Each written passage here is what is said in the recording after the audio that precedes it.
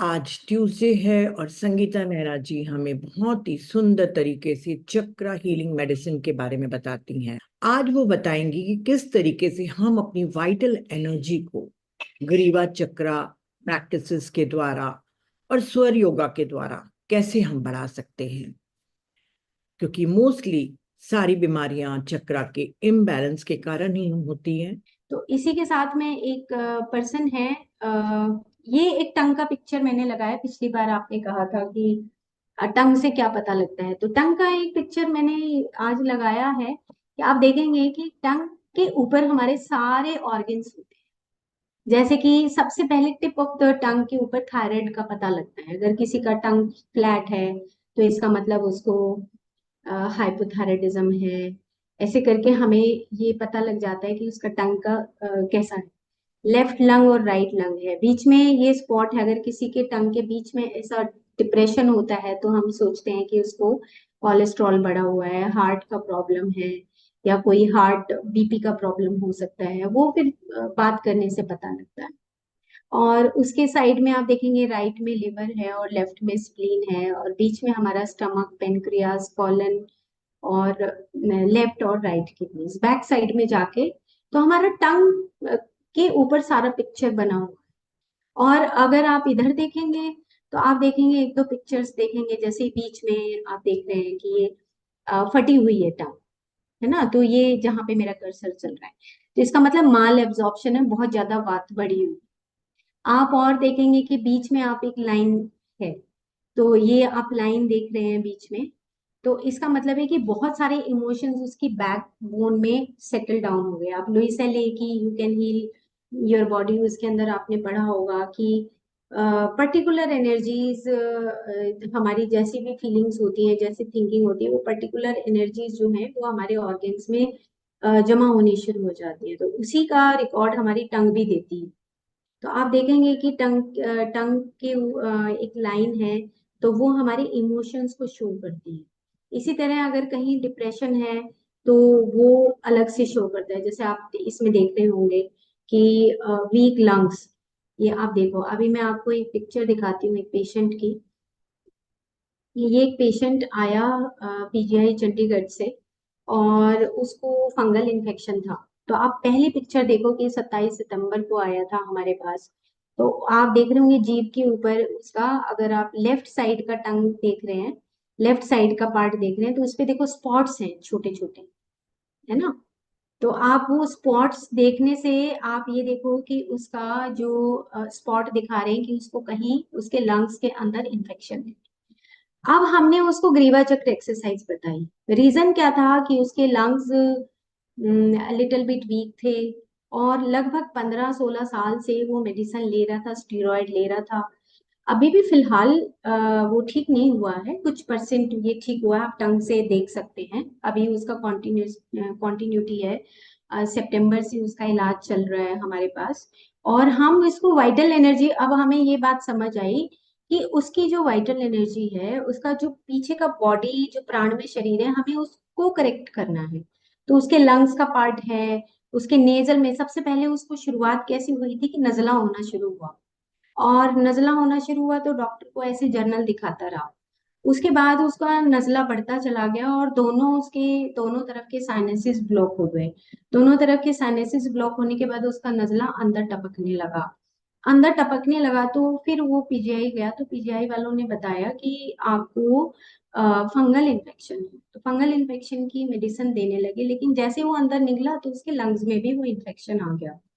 तो फिर वहां पर वो मेडिसिन लेता रहा। तो फिर किसी ने बताया कि आप जो है कुरुक्षेत्र में जो आयुर्वेदिक हॉस्पिटल है, आप वहां जाइए, दिखाइए। तो खैर, हमने मेडिसिन का पार्ट हम नहीं छेड़ते हैं। हम सिर्फ एक्सरसाइज के बेसिस पे उसको बताया कि भाई तुम्हें ये ग्रीवा चक्र एक्सरसाइज करनी है। क्यों क्यों करनी है? क्योंकि तुम्हारे जो लंग्स हैं वो इम्प्रूव करें, और तुम्हारे जो नेजल में अभी कहीं पर भी कोई इन्फेक्शन है, फंगल इन्फेक्शन है, कोई बैक्टीरियल इन्फेक्शन है, वो अगर आपको ठीक करना है, तो आपको ग्रीवा, तो उसको हमने लगभग 3 हफ्तों तक उसको ये एक्सरसाइज सिखाई, और उसके साथ एक और हार्ट चक्र की एक्सरसाइज सिखाई। तो ये एक्सरसाइज सिखाने के बाद आप देखो कि इसके टंग से वो जो व्हाइट वाला पोर्शन है वो गायब होने लगा। जबकि उसका सेकंड टाइम था तो आप देख रहे हैं कि वो दिख रहा है, लेकिन जब थर्ड टाइम आया तो वो यहाँ से गायब हो चुका था उसका। तो इसका मतलब ये हुआ, और उसने इम्प्रूव किया, उसका नजला टपकना बंद हो गया। और नजला जब टपकना बंद हुआ तो हमें कॉन्फिडेंस आ गया कि हाँ, जो ये वाइटल बॉडी है उसकी, उसके अंदर से उसके जो ब्लूप्रिंट है वो बदल रहे हैं। तो कॉन्टिन्यूसली अब ये एक्सरसाइज कर रहा है, तो इसको 50 to 60% रिलीफ है, क्योंकि 15-16 सालों से ये मेडिसिन ले रहा था। तो अब इसकी मेडिसिन भी कम हो गई है, और इसको जो छींक आती थी, जो इसको नजला टपकता था, ये सब उसका ठीक हो गया है। तो पहले हर हफ्ते आता था, अब ये महीने में एक बार हमारे पास आता है, तो हम टेलीफोनिकली उससे बात कर लेते हैं, और वो बताता है जी मेरे को इम्प्रूवमेंट है। और उसके देखो, आप बीच में आप देख रहे होंगे एक रिज बनी हुई है, डिप्रेशन है। तो उसको इतना सेटबैक था कि मैं अगर लगा, मतलब मैं जिंदगी भर क्या ये स्टीरॉयड ही लेता रहूंगा। उसको इतना डिप्रेसिव था वो, जब पहले दिन आया कि मैं ठीक भी होऊंगा या नहीं होऊंगा, तो हमने कहा कि नहीं, तो ठीक होगा, लेकिन अगर आप एक्सरसाइज करते रहोगे। तो हमने उसको एक नाड़ी शुद्धि प्राणायाम बताया, और साथ में ग्रीवा चक्र बताया, और एक अनाहत चक्र की एक एक्सरसाइज बताई। और बाकी जो मेडिसिन, वो जो डॉक्टर्स हैं वो अपना जो दे रहे थे, हमने कहा कि आप उनसे कंसल्ट करते रहो। तो आप देखिए कि वाइटल एनर्जी कैसे ठीक होती है। सिर्फ अगर हम पर्टिकुलर किसी भी चीज को, हम मेडिटेशन को बना लें अपना साधन, या हम नहाने को बना लें अपना साधन, या हम अपनी मसाज को बना लें, या हम ग्रीवा चक्र को बना लें, लेकिन बनाना तो हमें पड़ेगा, क्योंकि हमारी फिजिकल बॉडी के साथ ही वाइटल बॉडी है, वो जुदा नहीं हो सकती। वो छाया है, वो तो जुदा हो ही नहीं सकती। तो हम अगर जुदा नहीं हो सकती, तो क्यों ना हम फिर अपनी वाइटल एनर्जी के ऊपर या वाइटल बॉडी के ऊपर हम काम करें। और कितनी देर लगती है नाक साफ करने में, कितना टाइम बताओ अब लगा? अगर 15 चक्र मेरे को करने हैं, सुबह करने हैं, और 15 चक्र शाम को करने हैं, तो मुश्किल से 5 से 7 मिनट लगते हैं अगर हम प्रॉपरली करते हैं। तो इस तरीके से पेशेंट के माध्यम से आपने देखा होगा कि कितना चेंज आता है। तो ये पर्टिकुलर कुछ पिक्चर्स हैं, उससे आपको भी कॉन्फिडेंस आता है, और हमें भी कॉन्फिडेंस आता है कि हाँ, ऐसा काम करने से बदलाव आता है। तो हम एक बार फिर से ये टंग वाला पोर्शन ज्यादा मत जाना, ये डॉक्टर्स मैंने इसलिए लगाए ताकि आपको पता लगे कि टंग के ऊपर किस तरीके से हम देखते हैं कि पेशेंट को क्या प्रॉब्लम है। ठीक है, तो इस ऐसे टंग को देखने से ही पता लग जाता है। हम किसी किसी का नाड़ी वगैरह नहीं देखते हैं, हम सिर्फ टंग देखते हैं और उसकी हिस्ट्री लेते हैं। हिस्ट्री लेने से और टंग देखने से हमें पता लग जाता है कि वो किस तरह का, किस प्रकृति का पर्सन है। तो ये जो पर्सन है, ये बड़ा सात्विक पर्सन था। अगर रजस होता तो शायद दोबारा नहीं आता मुड़ के। तो इसके अंदर जो सतुगुण था, इसने कहा जी मैं बिल्कुल करूंगा। इसने ये कहा जी मेरे को करना है, मैं तो करके छोड़ूंगा, और मैं ठीक होना चाहता हूँ। And he was a very, मतलब मिडिल फैमिली पर्सन है। बच्चों का भी बहुत रिस्पॉन्सिबिलिटी है इसके ऊपर। तो लेकिन इसने अपनी एक्सरसाइज नहीं छोड़ी। हम हर वेडनेसडे को इससे बात करते हैं। तो इसमें बहुत इम्प्रूवमेंट है, तो 50 to 60 इम्प्रूवमेंट है, तो वो भी हमारे लिए बहुत खुशी की बात है। ओके, तो अब हम एक बार फिर से पीछे चलते हैं। ये हम यहाँ तक हमने ग्रीवा चक्र समझ लिया। अब इसके साथ, ग्रीवा चक्र के साथ, जब हमने एक्सरसाइज कर ली, उसके बाद फिर आपको नाक में 2 ड्रॉप, जैसे हाथ पे रखा, 2 ड्रॉप लिया, हाथ पे रख के इसको ऐसे घुमाया, और नाक में अप्लाई कर लिया। ये तो है सिंपल मेथड। सिंपल मेथड क्या है? इसको प्रतिमर्श नस्य बोलते हैं, कि आप सुबह भी कर सकते हो, शाम को भी कर सकते हो। और अगर लेट के 1 और 2 ड्रॉप डालते हैं, तो वो हमें पूरा प्रैक्टिस करना पड़ेगा, उसको बोलते हैं नस्य, नस्य प्रैक्टिस बोलते हैं। तो ये अब दो, आपका ग्रीवा चक्र जैसे ही आपने खत्म किया, उसके बाद नाक में ऑयल अप्लाई करें। वो क्यों ऑयल अप्लाई करना होता है? क्योंकि जो आपकी ऑल्फैक्टरी नर्व है, जो अभी आपने देखी, ये जो पोर्शन है, जो ब्रश जैसा पोर्शन आपको दिख रहा है, इसको न्यूट्रिशन चाहिए होता है। और जो नर्व्स होती हैं हमारी, वो फैट और प्रोटीन की बनी हुई होती है। तो इसीलिए हम ऑयल अप्लाई करते हैं नाक में, ताकि इसको न्यूट्रिशन मिलेगा। तो ये जैसे ही इसको ये न्यूट्रिशन लेगा, ये एब्जॉर्ब करेगी, और एब्जॉर्ब करके सारी हमारी जितनी भी नर्व्स हैं आसपास की, उसको भी ये न्यूट्रिशन देती है। इसलिए सिर के ऊपर भी जब हम ऑयल लगाते हैं तो वो न्यूट्रिशन सारी न्यूरॉन्स को मिलता है, नर्वस सिस्टम को मिलता है। तो इसलिए हमें हेड के ऊपर भी, नेक्स्ट में अगर आप चाहेंगे तो हम हेड के ऊपर भी फिर इसकी बात करेंगे कि 4 तरीके से हमें कैसे मसाज करना चाहिए हेड का। ओके, तो ये हो गया। और टाइम देखो आप, मुझे लगता है कि अगला जो पोर्शन है वो स्वर योग का बहुत लंबा है, हम उसको इस बार ना करें और नेक्स्ट टू नेक्स्ट एपिसोड में जैसा भी आप कहेंगे वैसा हम ले लेंगे, ठीक है। अच्छा, अब हमें जब ये हमने नशे किया है तो मैं इसमें ये पिक्चर आपके लिए स्पेशल लगाई है कि जैसे हम इनहेलेशन करते हैं। मान लो कि आप ये पिक्चर है जिसमें ऊपर लिखा है ऑल्फैक्टरी बल्ब है, फिर वो मिड ब्रेन है, फिर हाइपोथैलेमस है। ये एक पूरी प्रक्रिया है, जैसे आप नशे करते हैं, प्रतिमर्श नशे करते हैं तो नाक में जब ऑयल डालते हैं या आप कोई फ्रेग्रेंस लेते हैं तो इसका एक्टिवेशन हमारे पूरे ब्रेन में, हायर ब्रेन में, मिड ब्रेन में और लोअर ब्रेन में, तीनों में इसका एक्टिवेशन होता है और नीचे स्पाइनल कॉर्ड तक जाता है। ये साइंटिफिक, अगर आप गुलाब को भी, अगर मॉर्निंग में आप वॉक करते हैं और थोड़ा सा गुलाब को ऐसे सूंघते हैं तो ये पूरा आपकी रिफ्रेश करता है, आपकी वाइटल एनर्जी बढ़ जाती है, वाइटलिटी को बढ़ाता है। आप चाहे जामुन के पत्ते को ही सूंघ लो, लेकिन आप मॉर्निंग में रूटीन बनाओ कि मुझे अपनी डेली रूटीन में मसाज करनी है, डेली रूटीन में पानी ढंग से पीना है, डेली रूटीन में मुझे पत्तों को सूंघना है, गुलाब को सूंघना है, कोई भी फूल है आपके घर में उसको सूंघना है, तुलसी के पत्तों को सूंघना है। उससे क्या होगा कि आपके अंदर जो हायर ब्रेन है और जो मिड ब्रेन के बीच में जो हमारे डिस्कनेक्शंस होते हैं वो डिस्कनेक्शंस नहीं होंगे। क्यों? क्योंकि जो बीच में जो कॉर्पस कैलोजम है वहां से वो अपने आप ही उस कनेक्शंस को, उस सर्किट्स को तोड़ने लगता है और उसके बाद वो हमें रिफ्रेशिंग फील होता है।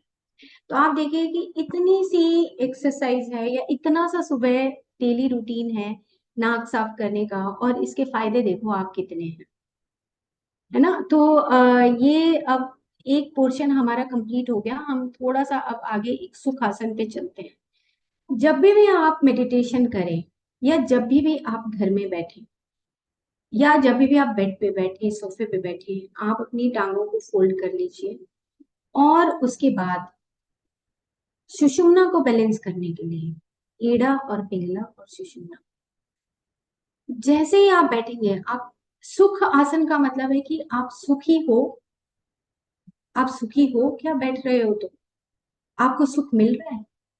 तो आसन का मतलब है कि एक ऐसा पॉज जिसमें आप बहुत ज्यादा देर तक ठहराव कर सको।